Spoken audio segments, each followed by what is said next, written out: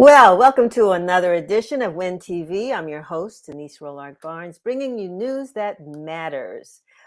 Please like us on Facebook, follow us on Twitter and TikTok, and subscribe to our YouTube channel. You know, we got to make that pitch every week because we love having you being a part of the Washington Informer family.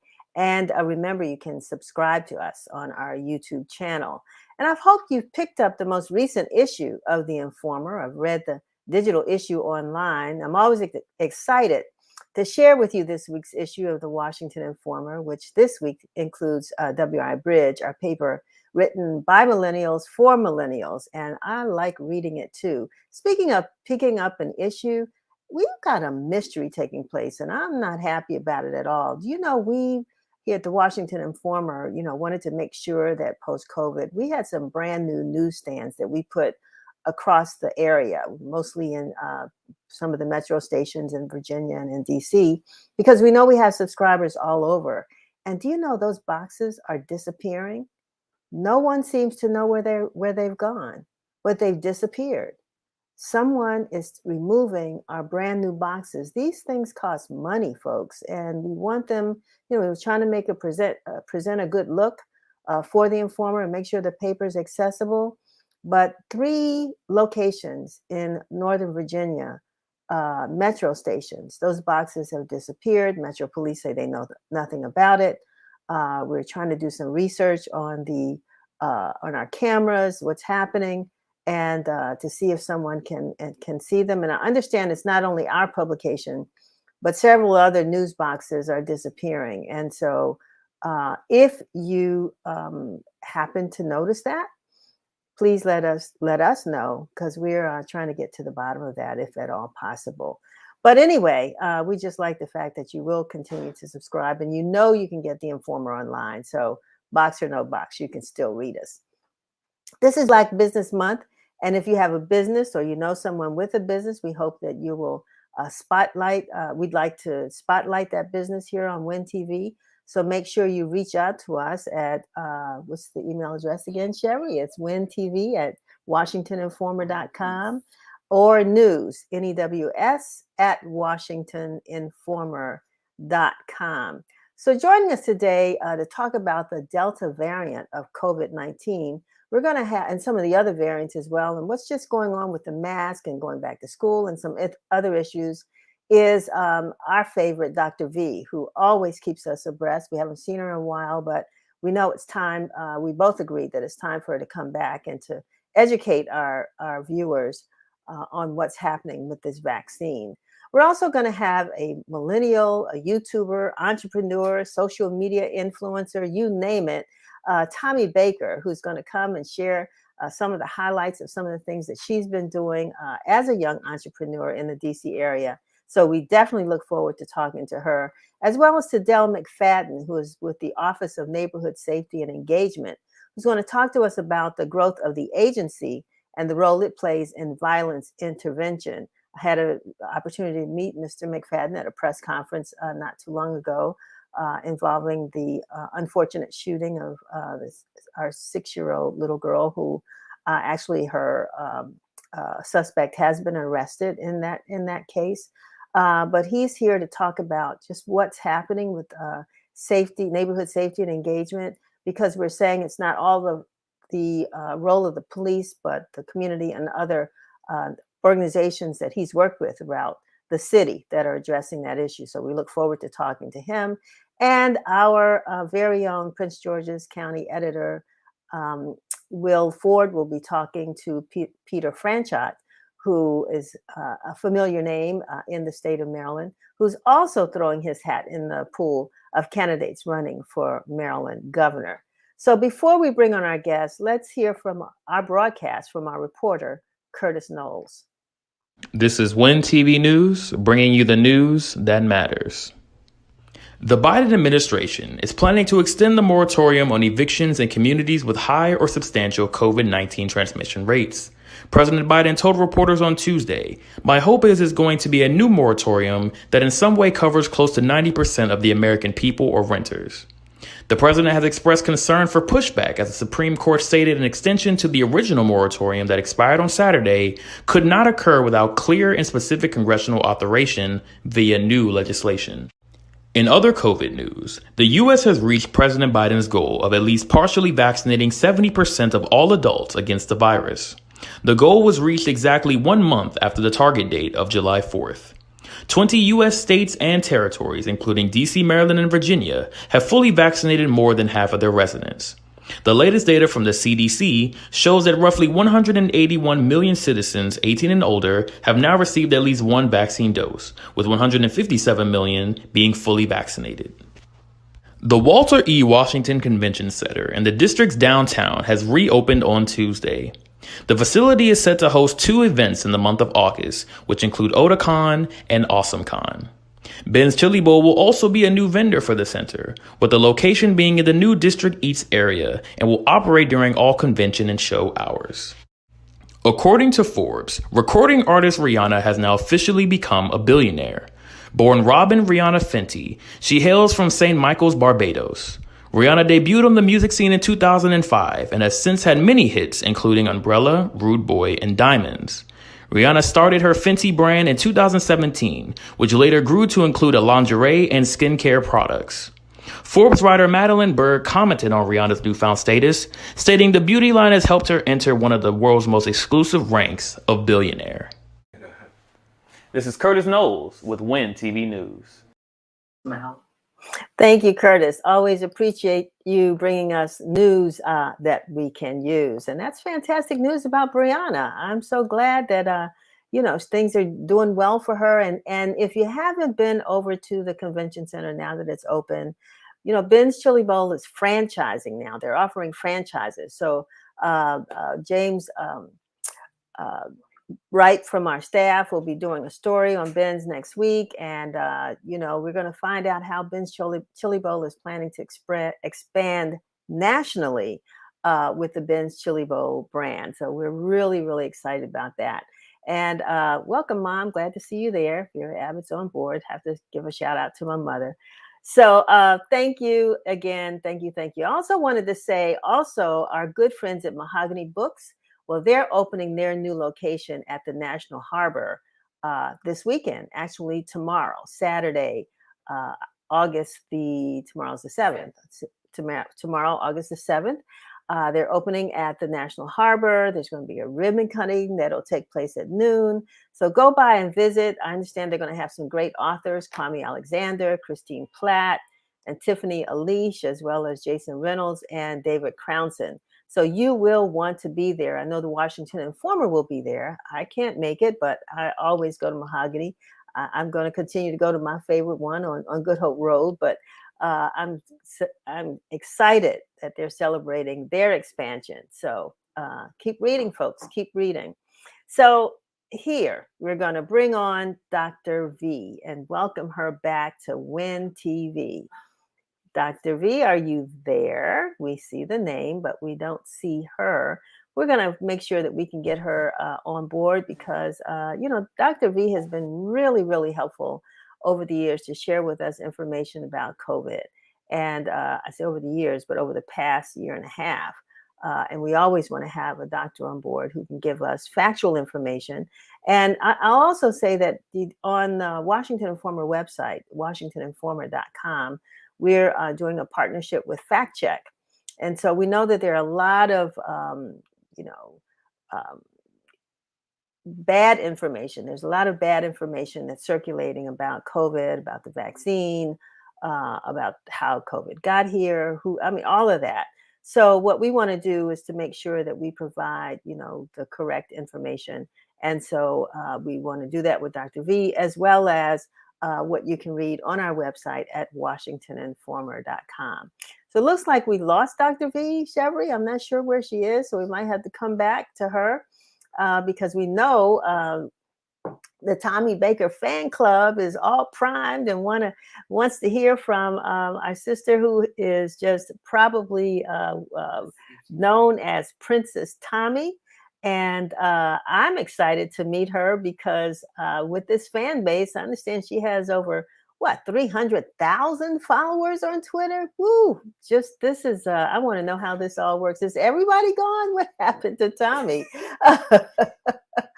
So she's back. Okay, there she is. There you are. How are you, Princess Tommi? We thought we lost you. How are you doing? I'm good. How are you? I'm well. I'm well. So I mean, I have just heard so many wonderful things about you, and you know, you're a young entrepreneur. You know have this great big social media following. How did this all get started? Tell me about your journey. Well, so I started my YouTube channel in the ninth grade. So I think that was like 2015. Yeah, I think that was like 2015. So before I had my YouTube channel, however, I was a party promoter, a party host. I also did like different charity events. So I was really, really known in my state, Maryland. But to a certain point, I wanted to be bigger than Maryland and DC. I wanted people to know who Tommi Baker was, aka Princess Tommi, all around the world. So I went to YouTube for that platform and I really connected with a lot of people all around the world. I have subscribers in different countries, in different cities, different states. So that's just how I got started with everything. I already had like the buzz here in my area, so I just wanted it to expand basically. Wonderful. And what was your? I might have to bring you on with Dr. V, and I think it's really good to do that because now we can. If she's, I don't know if Sherry's talking to her right now, but anyway, so what was your goal? I mean, when you started this, what were you trying to? What was your objective? Well, like I said, I wanted to expand. I wanted people to know who I was.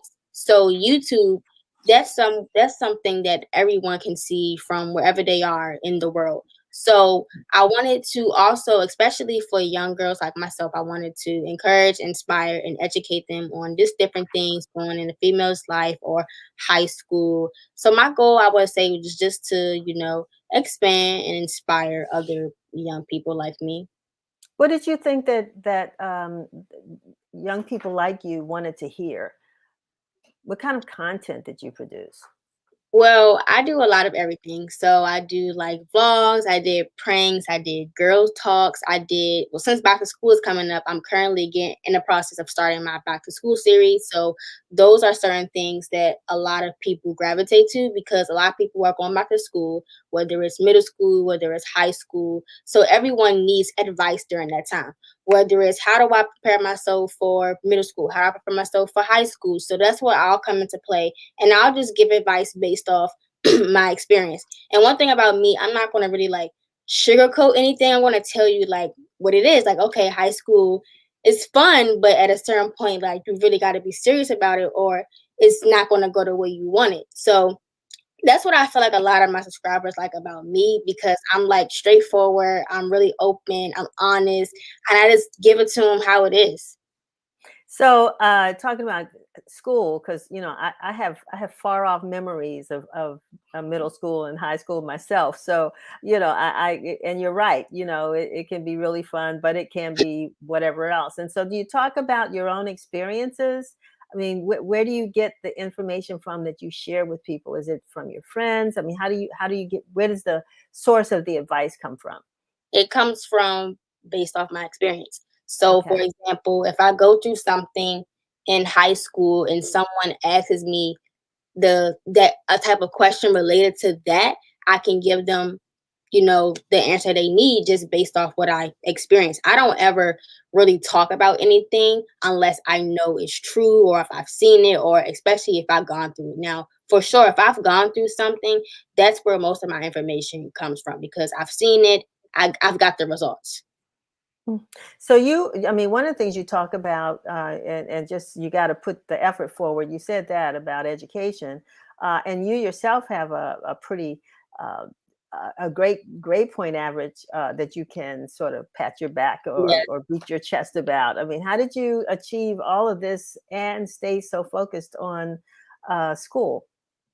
So I'm going to my second year of college, so I'm a college sophomore.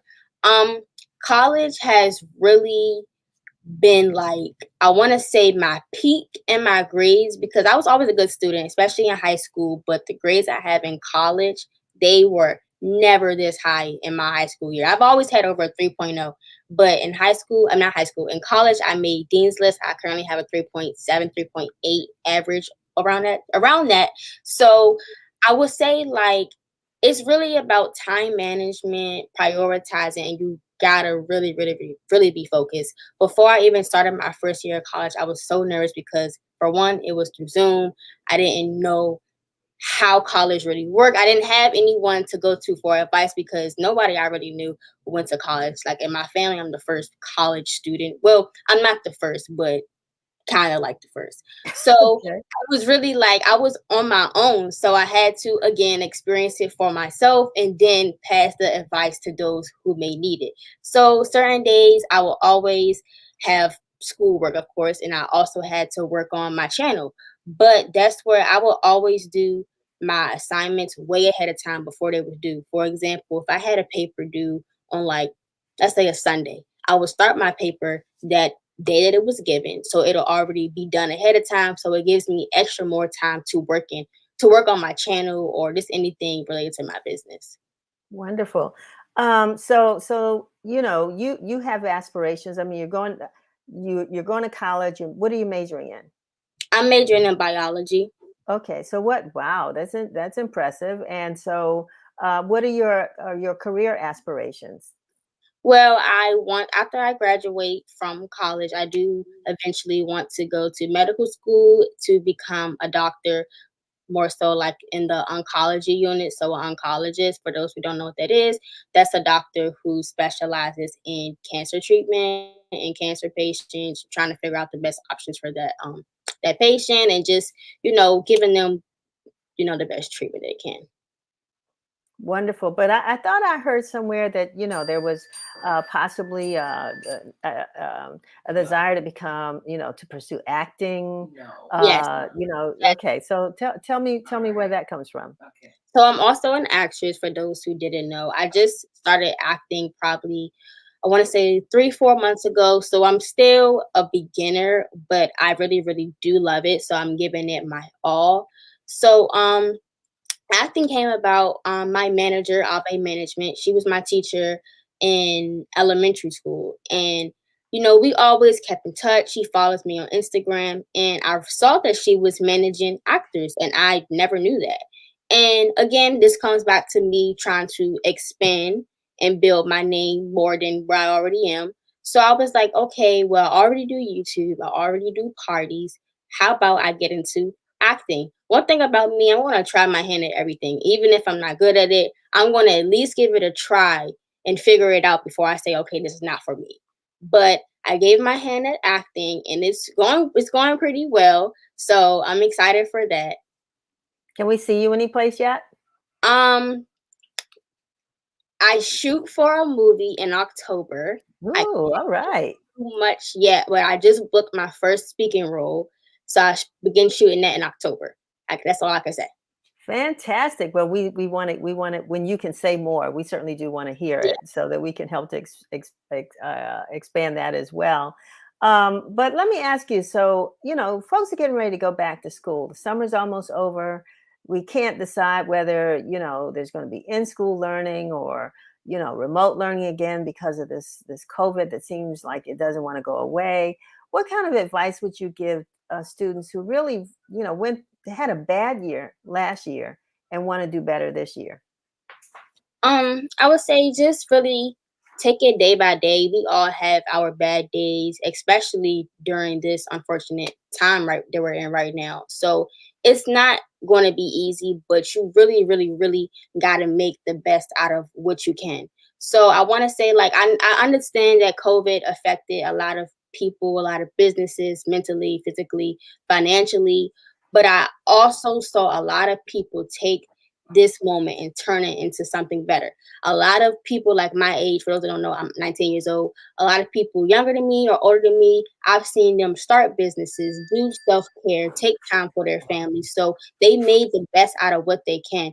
As a student, yes, it was really hard logging into Zoom at 7 o'clock in the morning and trying to remain focused while I'm in my bed or I have my phone right here in my face. But at the end of the day, you got to realize what is the end goal here. This is not going to be our time forever. It is right now, but you got to look beyond that. COVID is not going to be the only thing going to stop you in the future. It's going to eventually go away. It's taking a long time, but you Yes. got to put have your faith and just make it work. This is our new normal, unfortunately, but you got to make it work. So for young women, what do you think is the biggest challenge facing them right now? From the folks you hear from, on your social media, what kinds of things or what is one of the things that's bubbled up that you think is the biggest challenge facing young women? I would say when I do I used to have this segment on my channel called Tommy Teas. So every week I would conduct that and I would have people like send in questions or things they want advice on. And the most things that I got from them was that they're worried about their safety as a young female. They're worried about their self worth, relationships when it involves, their partner. So but my thing is safety that's really like something that bothers me because you can't look out for everyone and you never know, who's watching you. So especially for me, that's why I know I don't go anywhere alone. I make sure I'm aware of my surroundings. And I always tell other females like if nobody is there to protect you, you're gonna have to protect yourself. So every day I walk around with my keys. I have a dagger, I have mace, and I'm just really aware. So you Watch out. it happen, right? Yeah, yeah. No, that's wonderful. I think it's great advice. Take care of yourself, be safe, and whatever measures you have to use to protect yourself are really important. I want to ask another, which might be a little controversial question, but it deals with music, and we've been fighting, or maybe terms. There's been this. We don't like the use of I've got something flying around here. We don't like the use of the N word, right? But Mhm. I'm wondering, how do young women feel about? I was walking today, and I saw someone that had a bumper sticker that said, I may be, yes, I am a B, but I'm not yours, right? And so I thought, whoa, who would put that on their car? But I've had discussions with young and older women, and just curious about where you stand with the acceptability of the B word, and you know what I'm talking about, right? Yes. Okay, So so how do you feel about that? well, for one, I feel like a man should never call a female that word. It's like you said, it's really controversial because some people may feel like, oh, it's not a big deal. But to me, I feel like if a man calls you that, that's disrespectful for one. If you're with your girlfriends or your friends, I mean, some people, like I know a few of my friends may use the word and I don't necessarily get offended. But when it comes to a guy that may call me that, it's like, why are you calling me that? But it's like the same way if a girl is calling a guy the N word, So it kind of like goes hand in hand, and I guess everyone just has their preference. But I know for me that I do not respect any male that will call me out of my name, or a family member that's a female that may call me out of my name because I feel like that's a little wild. But Mhm, mhm. between your friends, I feel like, to a certain extent, it's how you use the word because it can either be like, okay, I'm gonna call her this because that's my home girl and we cool like that, or it could be like, well, you disrespecting me, if that makes sense. Okay. I'm not judging. I'm just listening here, kind of getting your opinion on that, because I'm sure that that comes into the conversation, particularly as it relates to music these days. And people use a lot of language in music that Yeah. some of us old folks find offensive, but we're trying to understand how the younger generation feels. Princess Tommi, excuse me, who inspires you?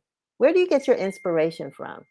That's a really good question. I get that question asked a lot, and it's always just like I'm inspired by a bunch of people. My mom, my dad, my grandmother, my family. I just look at everyone around me and see what they're doing, and it inspires me to do better. And I don't want to say it like do better than them, but you should always want your grandchild or your child to do better than you. So, and they always tell me that. They always say I make them proud and I always do this and that. So I want to continue to do that because I'm really doing it for them. So when I get older, of course, I don't want for my family to have to really come out of pocket too much or be in certain environments they don't want to be in. So they really inspire me to keep going, especially and my subscribers. I did an interview not too long ago, and someone asked me about my subscribers, and I said like a lot of people don't know, but during my high school year, I was going through a lot within myself, growing up as a young Black teenager, like with self-esteem, depression, things like that. And I said that my subscribers, like, they really saved my life, and it may sound like Wow. cliche, but that's really what happened. Because if I felt like if I didn't have the platform that I did now, I wouldn't be here today conducting this interview with all of them on here. So I want to give a shout out to all my subscribers that are currently watching. I love you guys so much, and thank you all for everything that you do for me, because it really helps a lot, and you guys make me want to continue and just do better. Oh, I think I'm just amazed because, as you said early on, your subscribers are global. We're not just talking about, friends around the corner or across the street or folks you go to school with. We're talking about a global community, and that's what I find is so cool, that you're kind of, spreading your message and everything, positive energy around the globe. What's the furthest person you've talked to? From the U.S. That that's come from another place. Mm, so you're saying someone I met here in the U.S. that I've No, no, somebody on, of your followers, of your well, followers. like I said earlier, my followers, they actually go beyond the US. So I've Hmm. had contact with someone who was in, I think, the UK. I'm actually really cool with someone. She has a hair business. Her brand is called CJ Hair. I love all of her products, and I'm not really sure where she is exactly located, but I know it's not here. I believe it's somewhere in the UK. Well, I But see Kira Audios. I hope I pronounced her name yes, you properly. got She's from the it. UK. Yes, Giving there you you a go. shout out. That's wonderful. That's wonderful. So where have you had a chance to visit any of these places yet? Not really, especially like Okay. due to COVID. Last year, or not even last year, this year was really like where I really started to get into my travel mode because I'm older now, so I don't need mommy or daddy to go with me. I have my boyfriend, we travel together. So as time goes on, I'm eventually, visit more and more places. So I'm excited. So what's next for Princess Tommy? What's on the top of the list of things to do that you want to check off? Well, I say this a lot as well. Expect the unexpected, because you never know what I'm going to pull out of my sleeve next, whether it's a new business, whether it's I'm doing something new. You just never know from me. And I have to really keep people on their toes when they come to me, because they're like, dang, I don't know what she's going to do next. Like, a lot of people didn't think I was going to become an actress. And I just popped out with saying, hey, I'm an actress now. And I do have something coming up. It's involving like business related, but Okay. I can't put that out too much yet because I like to surprise people with my ideas and stuff. So I need some advice. I'm new to some of the social media channels. I do Twitter though. I do, of course, Facebook, and I'm trying to get into TikTok. Do you think it's worth my time to do it? And what do I need to do to become a social media star like you? I love TikTok, but I do not post on TikTok. I Okay. try. I feel like TikTok is one of the hardest things to gain followers on. I have like 15,000 on there. And that's probably like the lowest I have on all of my social media handles. I don't have any. Well, you gotta do something that people want to see or something.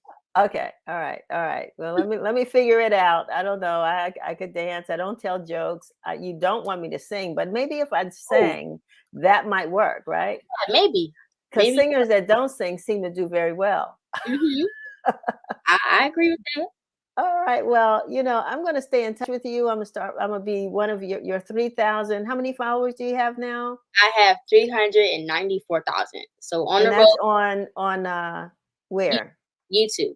On YouTube, 3,000. Okay, so I'm going to be that 95th one. So Okay. when the show is over, you'll see me there as well. But I just want to thank you so much for spending this time with us. When you do have some announcements, please let us, be one of those places that you come to make a major announcement. When that film comes out, we want to know what's happening. So we're going to follow you. Okay. Okay. Thank you so much for having me. My pleasure, my pleasure, and congratulations. And let us know when graduation comes too, because we want to Yes, be there. All y'all will right. know. Everyone want to know. Okay. All Thank righty, you guys. Princess Bye. Tommy. Thank you.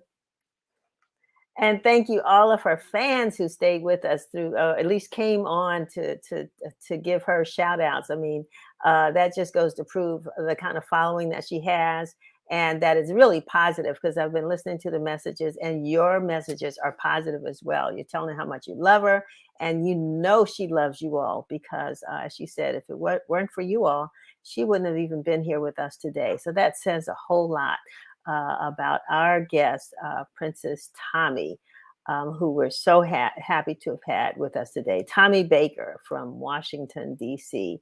So we're going to move on now. It looks like we're going to move on now and talk to Del McFadden, who is as I said, over at the director of the Office of Neighborhood Safety and Engagement, to talk with us about the growth of that agency and its role in violence intervention in DC. We wouldn't have a problem, Director McFadden, if we had a whole bunch of, Princess Tammy's out here like that. Tommy, right? Right? Yes, yes, yes. I agree. Exceptional personnel. Wasn't she fantastic? Yes, And, yes, and the thing about it is, we talk about opportunities. I want to get into what you're going to talk about in a little bit, but we talk about opportunities. But this is a young lady who just used social media to create her own opportunities for herself. I mean, I think that's really interesting. So, because so much we say in our community is that, there are no programs for young people, and there's nothing for them to do. And all we want to do is get the police involved and what have you. mm, But it sounds like your job involves alternatives to yes, police intervention. Is that correct? yes. I'm the exact opposite of police intervention. And so, if you want me to go ahead and get started, I can get Please go started. ahead. Yep. Okay, I'm so just the laying the office. foundation. Okay, so the Office of Neighborhood and Safety and Engagement came about of legislation from the NEAR Act, Neighborhood Engagement Achieve Results, which the mayor and council, specifically Councilmember McDuffie, put in place 2016. I was selected as the first executive director in 2017, October of 2017. And we are Provision 1A of the NEAR Act. And what that states is that we are to engage and support and provide wraparound services, a lot of love and understanding and being empathetic to a group of high-risk individuals. It state 50 individuals. But you will hear as the growth of the program, we're expanding that support and services to a very specific small group here in the district that we feel need the support and the first fair chance and opportunity. And so we have our Pathways program where we do cohorts of 25. Next year, we'll have 6 to 8 cohorts. Thus far, we touched 117 individuals, and we have a class that's taking place right now. And so we utilize workforce development. We utilize high fidelity wraparound model to support these individuals. And we probably have about 5 different professionals that support these individuals and their families, from RC Reengagement, which is here in the building with us, which is CSOSA, which is DOES. We pay a stipend of $11. When they get to the second half of the program, they get $14 an hour. They get a Pathmaker, which is a case manager. They get a credible messenger who works with them in the community and on weekends and do retreats around the holidays when we see an uptick in violence. So our Pathways program is about 8 months and a week after they finish the 8 weeks of really changing the mindset and building pride and finding out more about themselves and identity and capacity, and really understanding that they are undervalued assets in our community. And so if you look back at any of our hearings and you hear these guys speak, it is always a tearjerker because it's very emotional, and from where they've grown to be to where they started before coming to the Pathways program is just incredible. So we take on that public health approach. We do this with the community. We have multiple professionals that work specifically with this population, and that's part of our violence prevention and intervention piece as well. We also have the violence intervention work, which are the violence interrupters. Everybody want violence interruption in their community, who really has the difficult task of being out there, they say in the trenches, when situations take place. But the job is really to prevent homicides and shootings from happening. And so they're in the community for at least 30 hours a week working with this high-risk population, these people full of promise and potential. And they probably have the most consistent touch specifically with this population. They are a bridge for this population to get the services and supports that they need. So we have our violence intervention work. We have our One's Leadership Academy, where we're in Anacostia School, where we work with the high-risk individuals there based on their grades, behavior, and attendance. For FY22, we're moving to Paul Charter School in H.D. Woodson. We also have our community-based crime reduction program in the Woodland and Bona Vista tourist community, which assists us with crime reduction as well. We have a new program of restorative justice, and we have our family support services, which support every family that's impacted by homicide here in the district, and non-fatal situations as well. So we have our hands tied here, and we're constantly growing, but we have a strong ability to tailor services, meet people where they are, be empathetic. I know this slogan is corny, but we don't label people, we label boxes around here. And from the janitor to the security guard, we treat every individual that comes through this office with respect and understanding where they come from and the true potential that's in them when a conducive environment that supports their hopes and dreams can support them. We know that they'll flourish, and we've seen it multiple times. So you said a whole lot, which sounds like your hands are very full.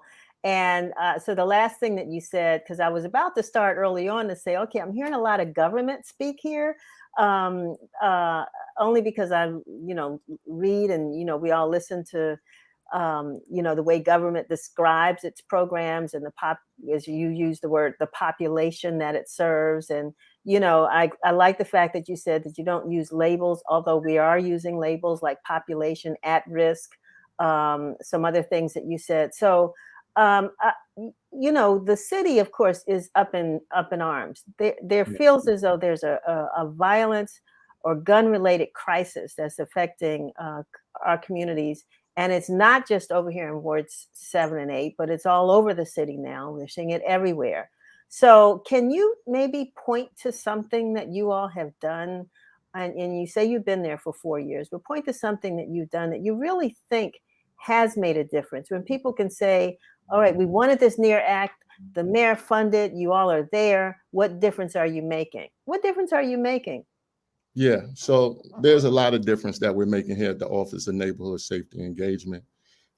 This work is dear to me. I'm very passionate about it, and I've been doing it for over 23, 24 years, working in these communities with people of promise who just need the opportunity to do better and need to transition from where they are to the middle class, to put it plainly. So out of the 117 individuals, we have a class that's taking place right now, a very promising group of individuals. We touched 117 individuals. And let me back up. When you say individuals, are you talking about males and females? Are you talking about males, young males from the age 20 to 35, okay. most involved in what's happening here in the city. And how do they get into how do you identify them? How do they get into the program? So we identify individuals they're referred. So they're referred through CSOSA. These are individuals that's on CSOSA's maximum and intensive list of individuals that they're young folks that they're working with, 20 to 35.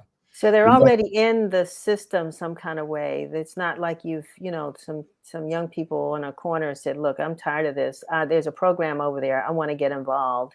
These No, are these are young people who are already attached to the system some way. Yes, that's exactly what the NEAR Act states, to Okay, support okay. those individuals that's already in the system, high risk of participating in violence or being victims of violence. In order to get into the Pathways program, you have to have a charge of some type of gun involvement, multiple arrests, unsuccessful completion of probation, unemployed, or a victim of violence. So we're very specific. That's a tough group right there. Yeah. Yes, it is. It is not easy. Although we make it look easy, it is not easy. And so you've asked a very simple question: how do we know that it's working, and what are we doing to reduce the violence that's happening here in the district? Of course, we can't count how many situations we prevented, but I can tell you out of the 117 individuals, we have additional 20 here today. Out of the 117 individuals, we have 47 young men, people of promise, that have been working for 6 months or better in full-time jobs, ranging from salaries from $40,000 to $80,000. Wow. And that within itself is a huge accomplishment, because with dealing with young men who come from the various backgrounds and come into a classroom setting for 8 weeks and then working strongly with DOES for subsidized employment, it is not easy. And the goal of this program is like the Ford motor plant. It's a conveyor belt. Individuals come in, we want to get them all the tools and wraparound services they need to be successful. So we want to get them an ID first, because you can't work without identification. We want to get wraparound service that support mental health well-being. So we have professionals here to work on cognitive behavior therapy with these individuals, with these young men. We also have OSSI, the Superintendent of State of Education, to work on their GED. We also can assist with them with getting their CDL and anything that they want to get into as far as apprenticeship. We would support them in doing just that, and provide the resources. I must say the mayor has supported this office. Just to give you an idea what that support looked like, we started in 2017 with 14 staff and $2.4 million. For 2021, we were at $10.3 million. And for FY22, we'll be at $28.1 million, which we just got additional $2.8 million yesterday. So we'll be over $30 million, at least 12 to 13 million when you talk about community. You said I was using government talk, but when you talk about community, that $12-13 million is going back into the community. All right. Because we know that's where the solutions are. It's in the community. Government can't do this alone. We're here. We have responsibilities. We're charged with the responsibility of doing the job. We're passionate about it, but we're talking about folks that reside in community 24 hours a day, and they, don't care about small decreases in violence. They know what they see when they look out their front window. And so that's very important to us, to be able to impact those situations and support our communities as much as possible. You've been out here a long time, and I hear your passion. I really appreciate it. What are you hearing from these young men about is it anything new about what has gotten them into the positions that they're in that now cause them to have to come to you? I mean, what is it that we need to do differently as residents of the District of Columbia to maybe to prevent some of this? What are they telling you? Yeah, so I'll get into that. That's an excellent question. I just wanted to touch back a little bit as far as outcomes. Again, in 2019 and 2020, we did see a decrease in violence in our priority communities. We have 21 priority communities across the district. We work with 3 contractors to do that work. They respond to these situations. They have triage meetings within 24 hours, and they go to both communities to mitigate those situations. So in 2020, when we saw an increase nationally and in the district, we did see some decreases in violence in our priority neighborhoods. In 2019, we saw a significant reduction in 2 communities where we were able to get a mediation, 40% reduction in 2 of those neighborhoods. Are you able to name those neighborhoods? Yeah, historic Anacostia. Okay. Yeah, we saw a 40% reduction in violence in that community, and that's because of the mediations. So yesterday, I'm glad you asked that question. Yesterday, I love going into the classroom with the Pathways guys. It keeps you relevant. No matter what you think, it keeps you up to date on their struggles. One of the participants stated that he's excited about the opportunity and what he had thus far here in the Office of Neighborhood Safety Engagement. However, he has to go back to a war zone. And so I love the conversations because this is a living body of work. And so nothing is set in stone. That feedback is critical for the success of this program. And so there's some things that we're already working on when it comes to housing.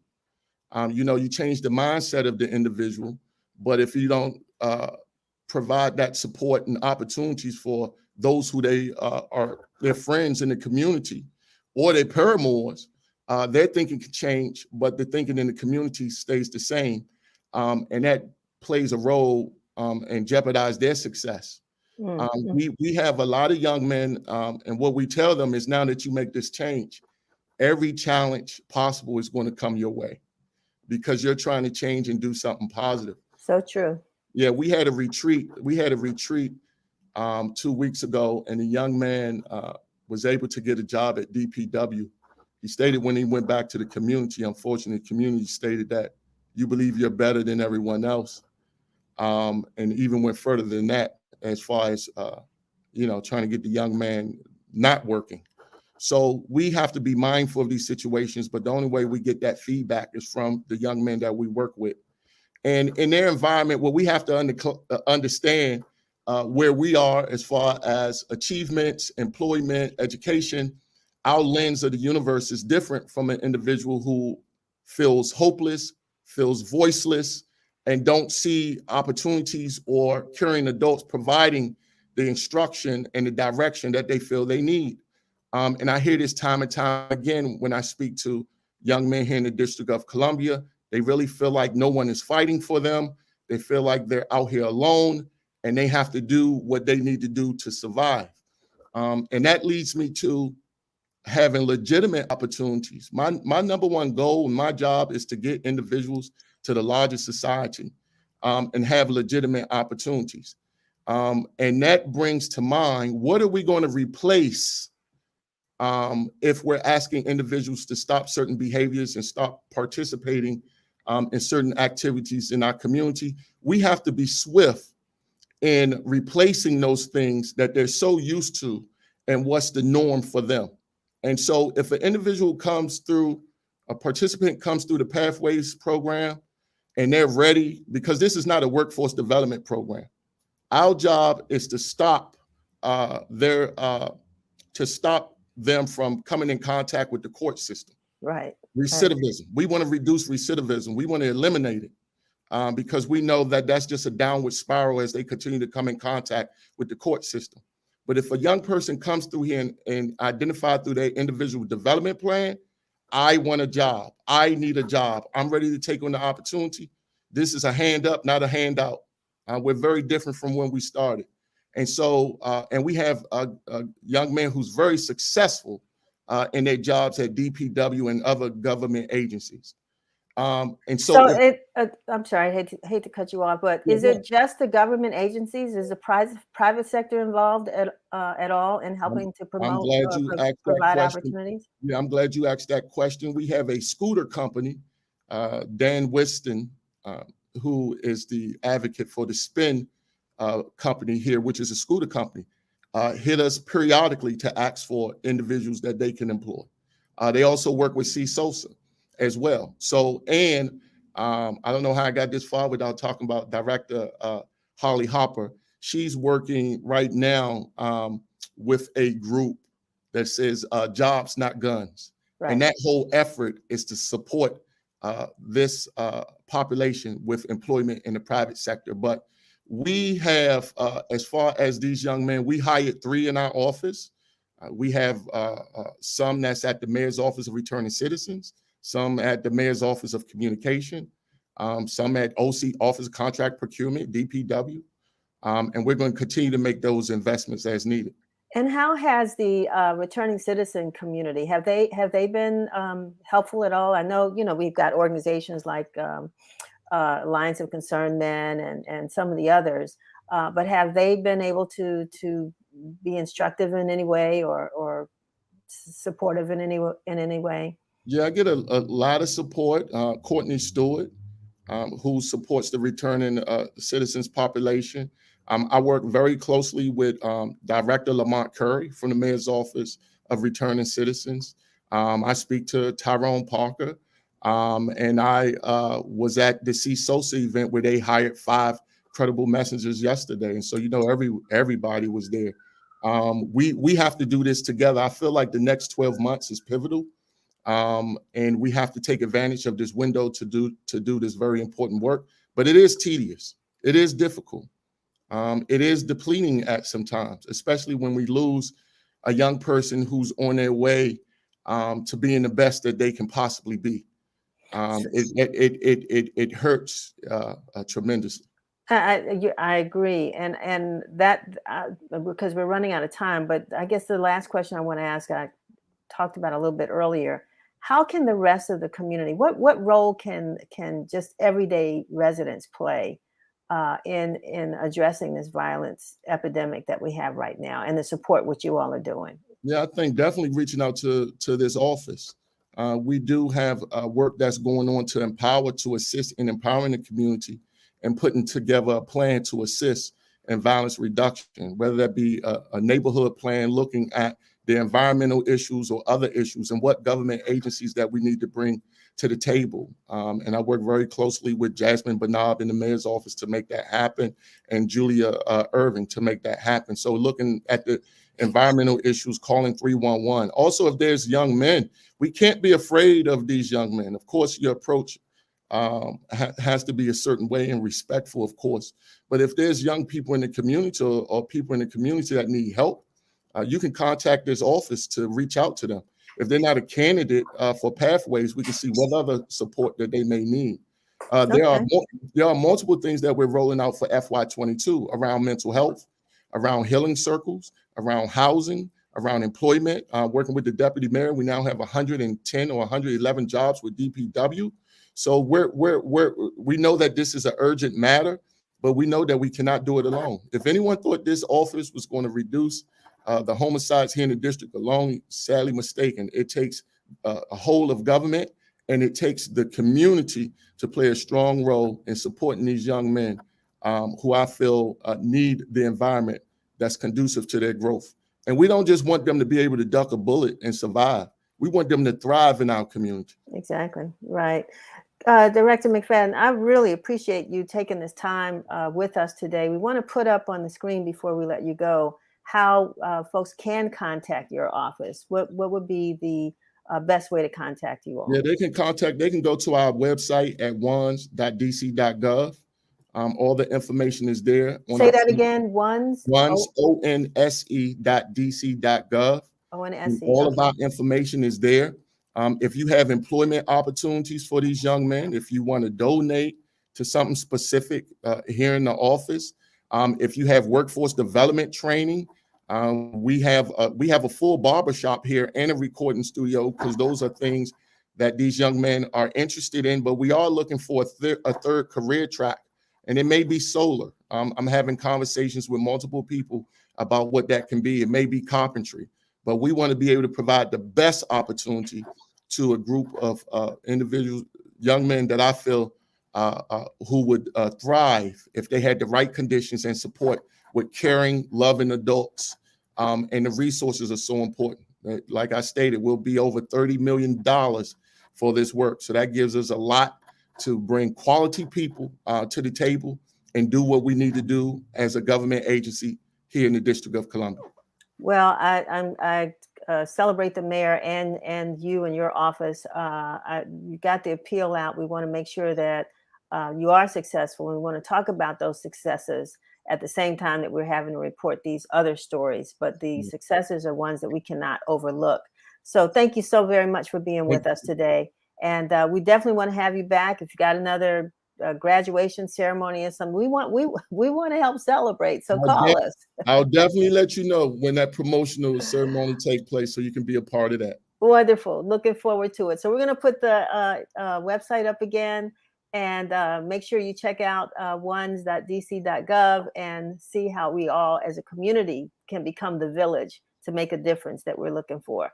So thank you so very much, Director McFadden. All right. Thank you. You too.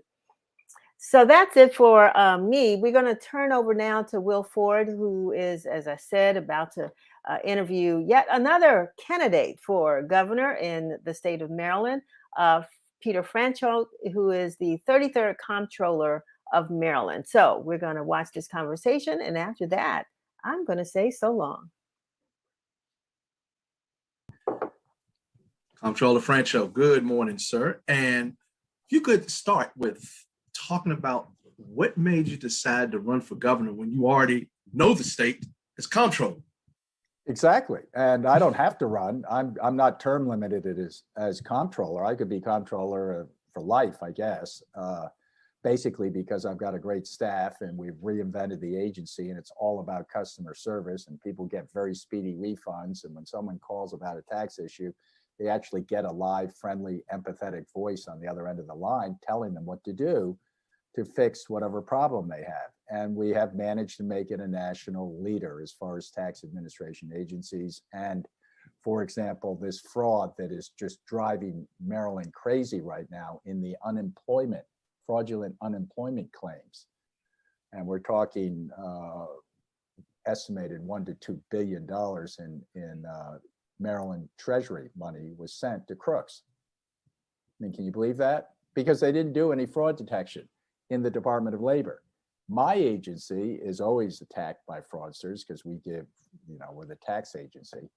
And we have developed a national #1 in the country fraud detection unit and risk management area. We spend hours managing, strategizing, trying to figure out how to outwit the crooks.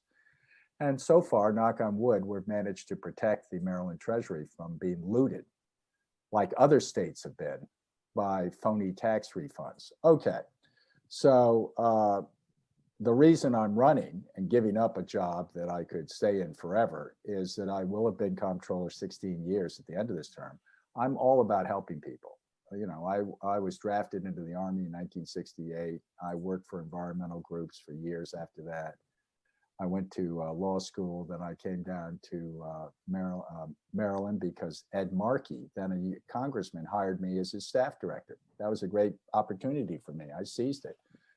And then I spent 20 years in the Maryland legislature, and now 14, it'll be 16 years as comptroller. So I've done nothing but help people, fight for people. I'm renowned for speaking out on the behalf of the voiceless, even if the political bosses, both my own party and the Republican Party, don't like it. So I'm not a quiet advocate. I'm someone who has been there and done it. And the reason I'm running for governor is because I think that I now have the skills and knowledge and confidence, and most of all, the reach, because I've made 10,000 visits all over the state in the last 14 years to businesses and neighborhood main streets and faith communities and K through 12 schools. Everybody knows me. So I have a great chance of winning. That is obviously encouraging, but that's not the reason. The reason I'm running is I want to help people. Thank you for asking. And as for some of the issues, and you're the only one that's literally, the candidate worked alongside Governor Hogan, what would you say some of the things you would improve as if elected governor that he has done or has not done? Well, look at the fiasco of unemployment. We've had 1 million unemployment claims filed first time a year and a half ago. That was an enormous crisis, and it was because of the pandemic. And the government shut down businesses. At that point, did not help the businesses with subsidies. So it damaged the small businesses, and we've lost maybe 40,000 of them. It absolutely threw into a 1930s depression. A third of our workforce, our low wage earners, primarily in the hospitality industry, they all went on unemployment. Nobody could answer the phone to the Department of Labor. You still can't get through on a phone call. We answer phone calls, 800,000 of them within 60 seconds in the comptroller's office. We do that because we have remote call centers all over the state. We've hired people, we train people, we strategize and manage that. Department of Labor never had to do that.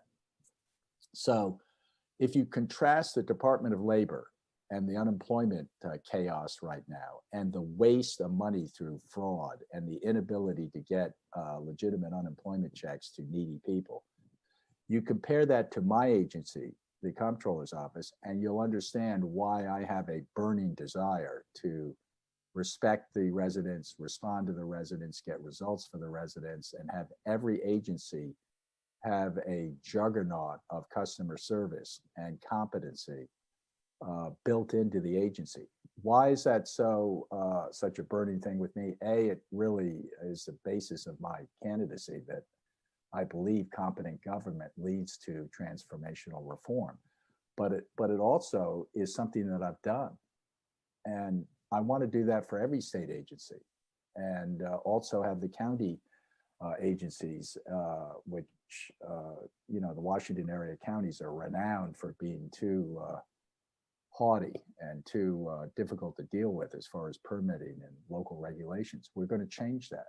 And so I have a great opportunity to, in effect, reinvent the state and use what I've had, my decades of experience and my very thick skin. I'm a Democrat, but I'm not a robot. No Democratic boss is ever going to walk into my office and say, you have to do something. They used to come in and say, well, you have to criticize Governor Hogan a lot more. I said, why do I have to do that? They said, because he's a Republican and he's defeated the Democratic candidate twice for governor. Therefore, you cannot be friendly to him. You cannot be cooperative. You need to attack him. And I say, well, thank you very much, but I don't agree with you. And, meeting's over. I have a very thick skin as an independent Democrat, and I do what the right thing is. I work very closely with Governor Hogan on some matters because he's a rational, functioning adult who is a person of stature, and I serve with him on the Board of Public Works, which is a very influential body we can talk about down the road.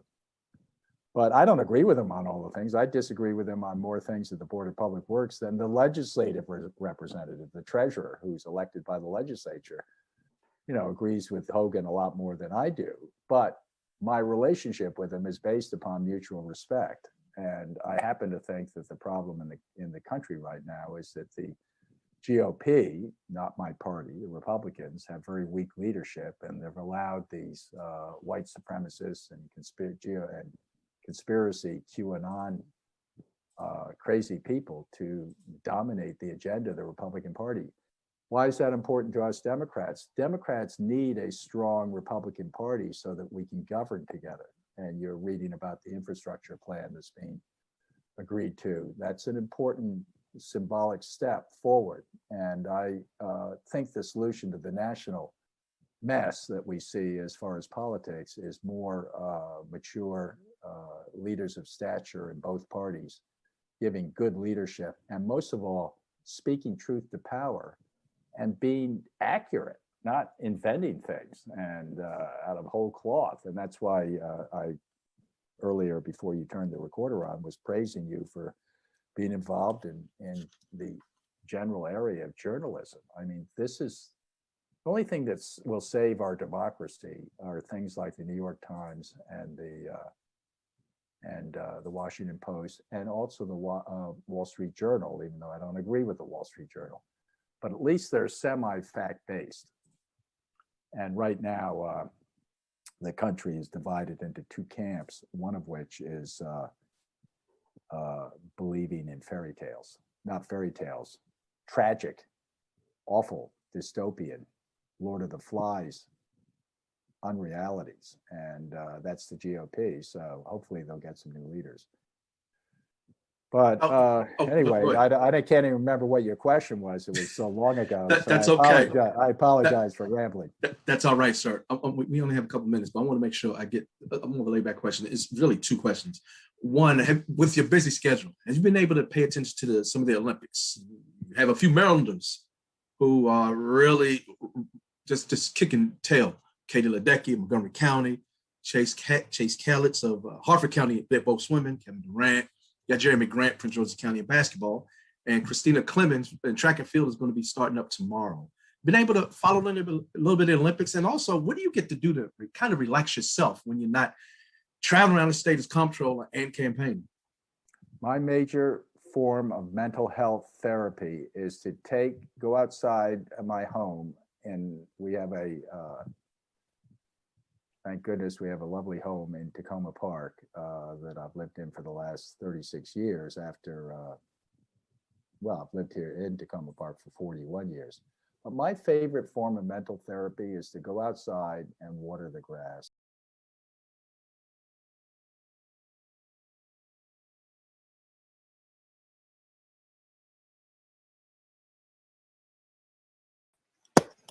So, thank you, Will.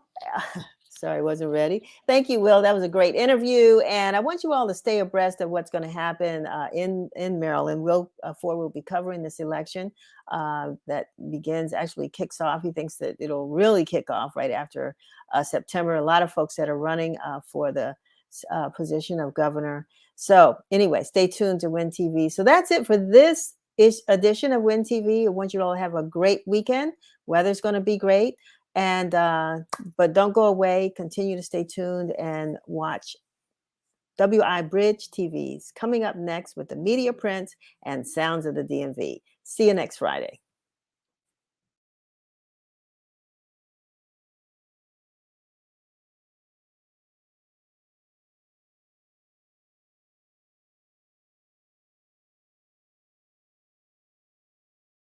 ADC, Maryland, and VA, welcome back to another epic week of surprises. We got Snoop Dogg winners, NFL extensions, and how to properly eat your glizzy.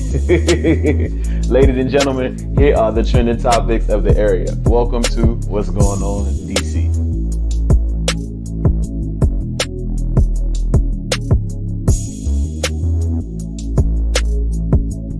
First up, we talked about the epic Spotify frequency playlist billboards that popped up everywhere in the DMV last week. But what you don't know is there were more. Let's take a look, shall we? And while we're at it, let's go straight into the new frequency promo featuring our hometown heroes, DJ Damo, Ari Lennox, Big G, Pusha T, and Rico Nasty. Okay. Oh, they took them. We're just trying to bring those lights right to our city. And it starts right here at this table. While on the subject of Rico Nasty, she and Young Manny have both been accepted into IDK's No Label Academy at Harvard University. Take a look.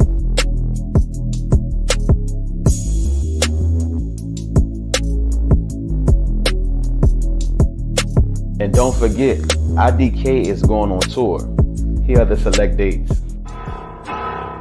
1, 2, 3, go!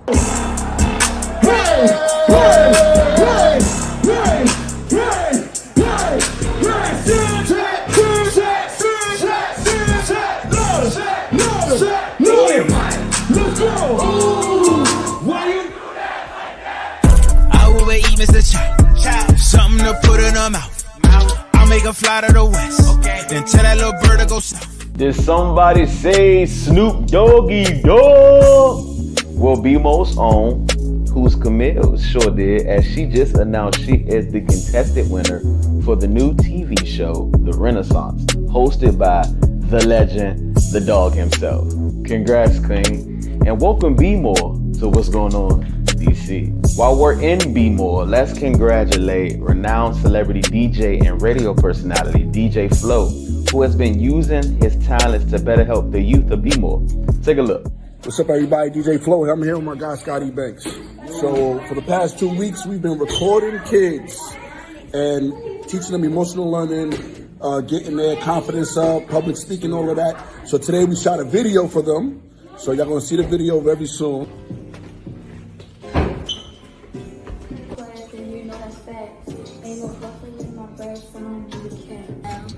When I'm at home, play music on my phone, coming from the zone when I write the song. Playing game, I really wanna say that I don't play. So if you mess with me, that will be your last day. Let's keep the greatness going. Our favorite candle brand, Good Day Scents, has just partnered with Mochella to create the exclusive Mochella candle. Take a look.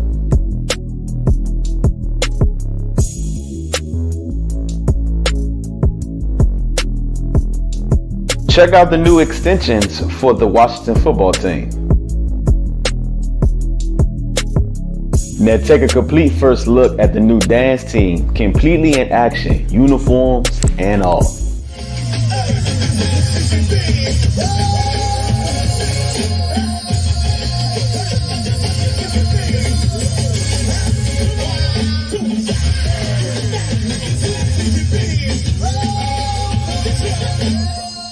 Our favorite celebrity barber, DC's own Munchie the Barber, releases his new barber and lifestyle app. Take a look.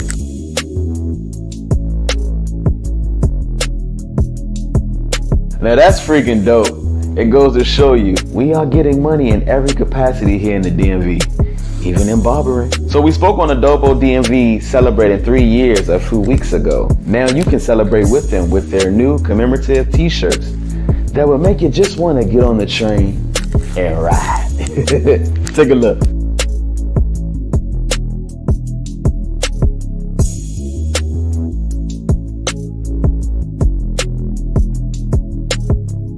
This weekend, an epic fashion show is heading our way, and your boy will be in the building to make sure we get the scoop on the latest looks and gear. Again, it's WI Bridge TNP style, right? Well, without further ado, let's get the beautiful creator to tell us more about it. It's your girl, Crystal Lorenze, and I want to cordially introduce and invite you guys to my new baby, my new project, Pegasus, which is my fashion show for my clothing line, Arenze Q Clothing. Okay, tickets are only $20. It is August 8th, this Sunday, 7 p.m. Okay, if you guys would like to get tickets, it is in my bio at Crystal Arenze, ARINZE, or arenzeq.clothing. Okay, Eventbrite this Sunday, 7 p.m. Be there, have fun, enjoy, and network. Get your tickets now. Last week, our favorite housewife, DMV Zone, gave us an epic visual. This week, the Candice Dillard Bassett hypes us up even more with the official track list of her new LP. Take a look. Now getting close for all my glizzy eaters who have been having a hard time enjoying their delicious glizzy in front of friends, peers, and strangers. This one is for you.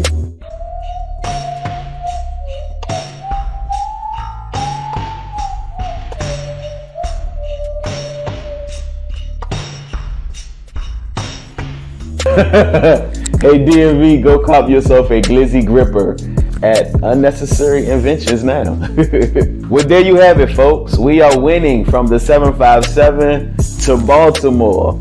So until next week, we are headed out. For all this and more, head over to wibridgedc.com to read up and catch up on all the bridge greatness. Follow our YouTube and hit the hashtags WGODC and WIBridgeTNP style for all the latest looks. Okay, signing off. Until next week.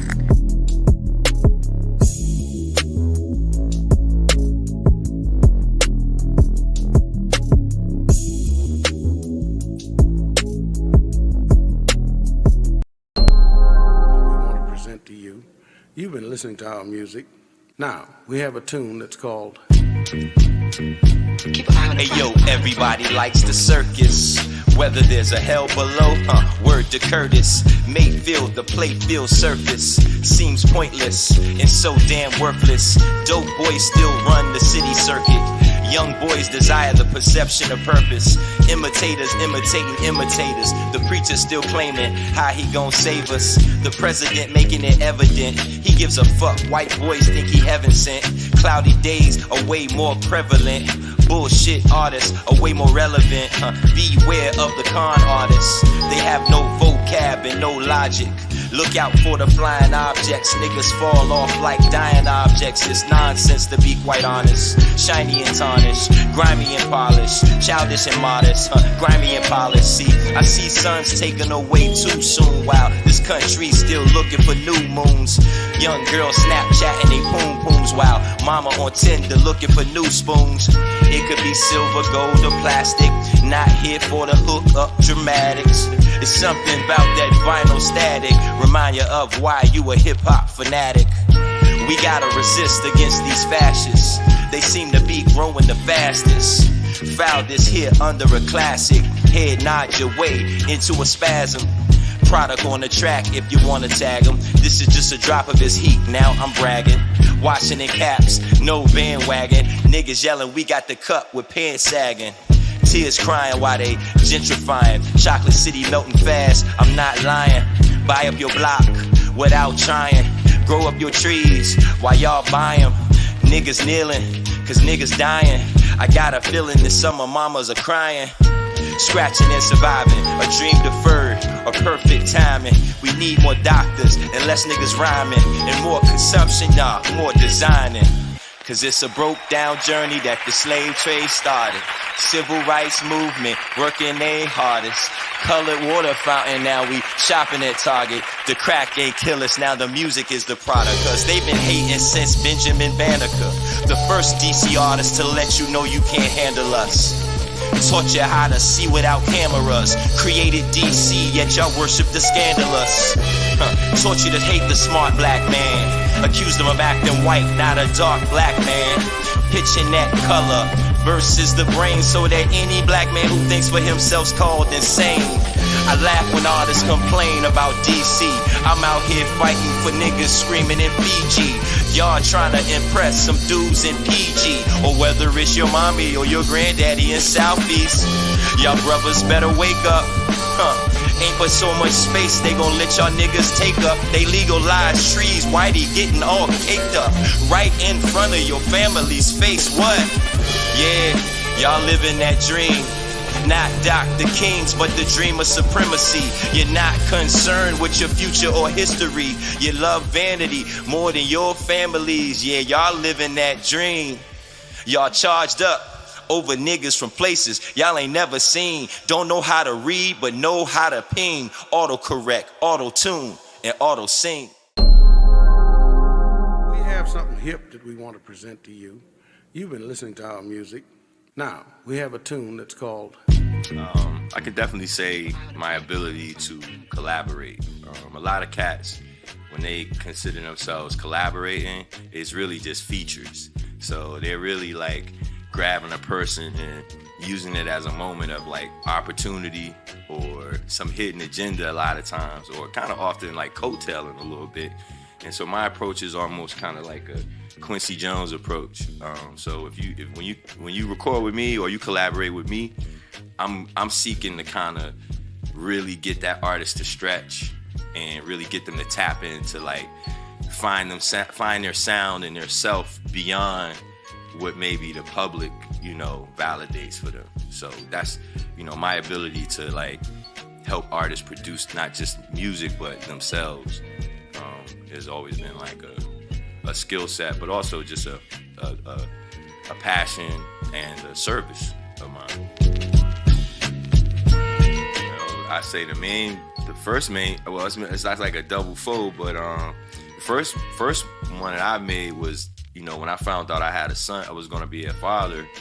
I immediately like came to the decision to kind of halt my career full time per se, to make myself more stationary in DC. So that's definitely a sacrifice. But then the overall sacrifice, which that falls even under, is integrity. maintaining my integrity as not just a creative, but also as a man. You'll never hear no stories about, Dub L being in no casting couch or no, you know what I'm saying? No creative closet or none of that. You know what I'm saying? So integrity is definitely a sacrifice that you make as an artist, because it immediately means that you identify that you don't want to be nobody's slave, and you don't want to be nobody's, outlet that they can vicariously live through, like many in the music industry basically want. Because that's what they want. And that's the antithesis of the other sacrifice that a lot of artists out here make, who do want to chase the fame game, who do want to jump in the industry. Often it's their integrity that's usually brought to the table that they compromise creatively, personally, friends. They have to get rid of friends. It's a variety of that. So I definitely would say fatherhood, choosing fatherhood over career first. And that's because I chose integrity from the jump as an artist. Yeah, I got a bunch of stuff. I dropped like 5 records during quarantine when everybody was on lockdown. Quarantine Love, Quarantine Sessions. That featured some really dope international artists. But more recently, in the last 2 months, I just released a record that's called Mean Trouble, which is really dope. It's available everywhere.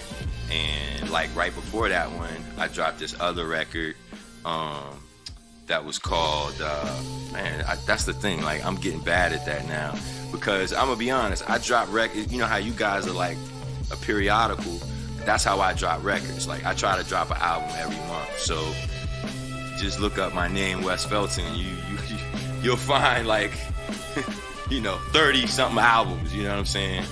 And they're cool because they feature a lot of artists that are from this area as well as all over the globe. So. My social media is WESFELTONDC. That's my IG. My Twitter is just Wes Felton. And type in Wes Felton DC, you'll find me.